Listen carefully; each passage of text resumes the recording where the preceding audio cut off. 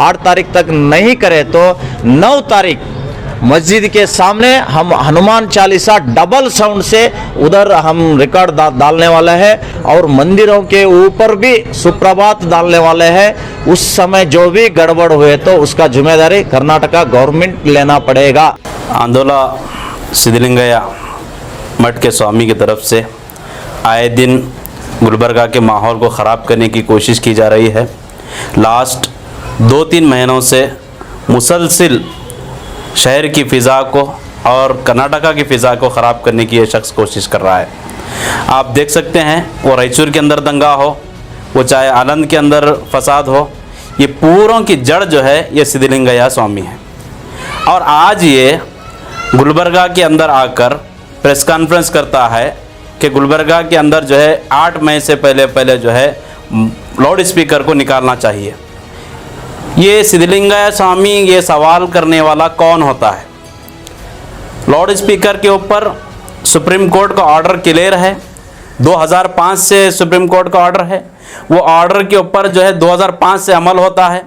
Recently Karnataka government यही प्रमोद मुतालिक और दूसरे लोगों के मुतालबे करने के बाद जो है ये लोगों के मुतालबे पर कर्नाटका गवर्नमेंट ने कर्नाटका की सभी मसाजिद को, कर्नाटका के सभी जो है मजहबी मकामात को नोटिस जारी किया। नोटिस जारी करके बोले कि सुप्रीम कोर्ट के डायरेक्शन के मुताबिक जो है आपके इसकी साउंड होना है, मसाजिद की साउंड होना है, मंदिर की साउंड होना है। उसके बाद पूरे मसाजिद वाले सेटिंग कर लिए, पूरी चीज़ें हो गए। फिर ये गुलबर्गे में आकर क्यों ये इशू को राइज करने की कोशिश कर रहा बोले तो इसके पीछे संघ परिवार, आरएसएस और बीजेपी का हाथ है। क्योंकि पीएसआई का जो स्कैम हुआ है, 545 पीएसआई सेलेक्ट हुए सो लोगों के जिंदगियों के साथ जो खिलवाड़ बीजेपी गवर्नमेंट कर रही है, इसको इस इशू को छुपाने के लिए, क्योंकि गुलबर्गा वो स्कैम का मरकज़ है। गुलबर्गा के कई पुलिस ऑफिशियल्स, गुलबर्गा के कई एमएलएस, इवन होम मिनिस्टर तक भी जो है ये मामले में इन्वॉल्व हैं। इसको डाइवर्ट करने के लिए जो सिद्धलिंगय्या स्वामी को काम पे लगाया गया है और इसके अलावा कुछ भी नहीं है। हम गवर्नमेंट से मुतालबा करते हैं, पुलिस कमिश्नर से मुतालबा करते हैं, ये आंदोला स्वामी कौन होता है हमारे को आगे सवाल करने वाला? क्या ये डीसी है? क्या ये चीफ मिनिस्टर है? क्या ये होम मिनिस्टर है? ये कौन होता है जो इस हमारे से सवाल करता है लाउड स्पीकर पर जो है निकालने के लिए?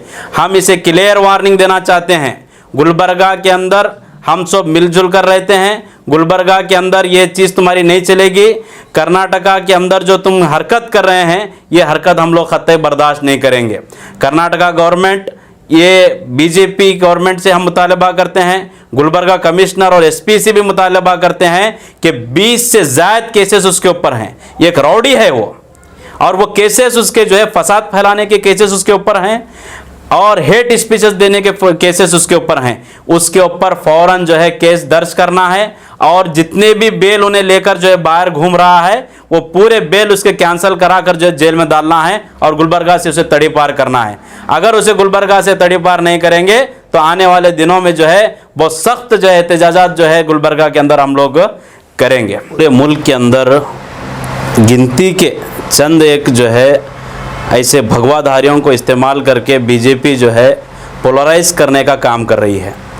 मैं यहाँ पर वाज़ेह करना चाहता हूँ, ये पोलराइज करने वालों का, ये नफ़रत फैलाने वालों का हिंदू मज़हब से कोई ताल्लुक़ नहीं है। ये हिंदू मज़हब से ताल्लुक़ रखने वाले नहीं हैं, क्योंकि बहुत सारे आज भी जो है बहुत सारे हिंदू जो है मिलकर रहने को पसंद करते हैं, आपस में मिलजुल कर बिज़नेस करते हैं, आपस में मिलजुल कर जो है ईद मनाते हैं, वो करते हैं। ये हिंदू को रिप्रेजेंट करने वाला नहीं है। ये लाउड स्पीकर की बात करेगा तो कोई हिंदू आके उसका सपोर्ट नहीं करेगा। ये लोग रमज़ान के अंदर बिज़नेस बाइकाट का बात किए, कोई आके जो है बिज़नेस बाइकाट नहीं किया। वो रमज़ान में आकर जो है रमज़ान से पहले जो है झटका गोश्त खाने की बात की, कोई हिंदू जो है झटका गोश्त खाने के लिए रेडी नहीं हुआ। ये जो है सिर्फ नफ़रत फैलाने वाले लोग हैं। इनका जो है हिंदुओं से कोई, हिंदू मज़हब से कोई ताल्लुक़ नहीं है।